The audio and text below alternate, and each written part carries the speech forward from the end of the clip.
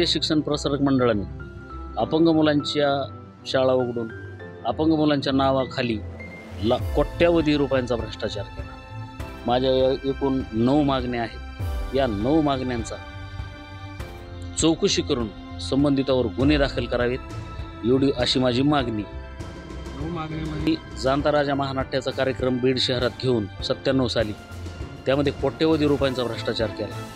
मी माहितीच्या अधिकारात माहिती मागितली असता मला घरी बोलवलं की ये बॉन्ड घेऊन घरी ये, माहिती मिळाली म्हणून लिहून दे, मी तुला माहिती देतो। आणि मी घरी बॉन्ड घेऊन गेल्यानंतर नोटरी करणाऱ्या वकिलाला घरी बोलून नोटरी करून घेतली, त्याच्यावर माझ्या सह्या घेतल्या आणि मला बाहेरचे लोक बोलून मला घरातून हाकलून दिलं।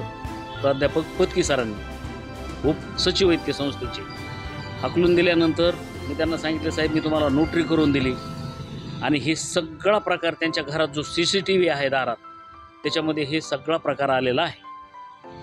आता मागणी काय आहे? माझी मागणी एकूण 9 मागण्या आहेत साहेब माझ्या। या प्रत्येक मागणीमध्ये भ्रष्टाचार झाला आहे। 97 साली पोस्टल DED नावाची एक शासनाची योजना होती।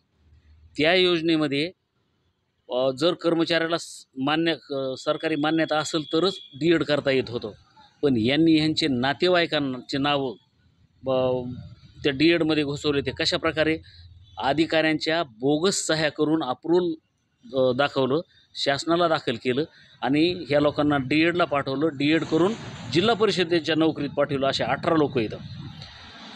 ज्यावेळेला अधिकाऱ्याला समजलं, क्लास 1 अधिकारी होते बीडला चौधरी साहेब, त्यांना ज्यावेळेला समजलं की माझ्या बोगस सह्या करून असा प्रकार केला आहे, त्या माणसाचा हृदयविकारानं मृत्यू झाला साहेब।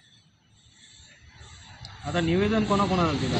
मी निवेदन अध्यक्षांना दिले, सचिवांना दिले, ते त्यांनी स्वीकारले, त्यांची पोच माझ्याकडे आहे। मला 7 तारखेला त्यांनी हे अशा प्रकारचं पत्र दिलं की 8 तारखेला बैठक घेऊन त्या बैठकीमध्ये तुमचं थकीत वेतन पूर्ण दिले जाईल। अद्यापही तुमचं वेतन अद्यापही माझं 29 महिन्याचं वेतन दिलं नाही। अध्यक्ष साहेबांनी त्यांच्या सहीने मला पत्र दिलं की तुम्हाला 8 तारखेला बैठक घेऊन आम्ही वेतन देऊ, तरीही मला दिलं नाही। 3 महिन्याचं वेतन राहिलेलं आहे आणि आता काय मागणी आहे? मला बळजबरीने स्वेच्छानिवृत्ती घ्यायला लावली। त्यांना मी सांगत होतो की बाबा मला स्वेच्छानिवृत्ती घ्यायची नाही, माझं अजून मुलांची शिक्षणं बाकी आहेत। मला संस्थेने सांगितलं की स्वेच्छानिवृत्ती जरी घेतली तरी तू संस्थेचं काम करीत राहा, तुझं संस्था पूर्ण नुकसान भरपाई भरून देईल। आणि माझ्याकडून पूर्ण वेळ काम करून घेतलं।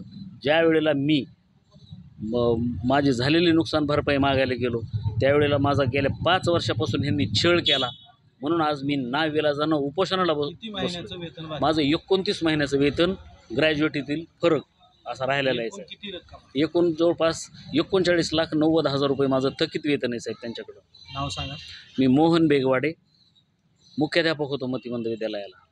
मतिमंद विद्यालयाला पिंपरगावान रोडला जे मतिमंद विद्यालय आहे त्या ठिकाणी मी मुख्याध्यापक म्हणून काम पाहतो।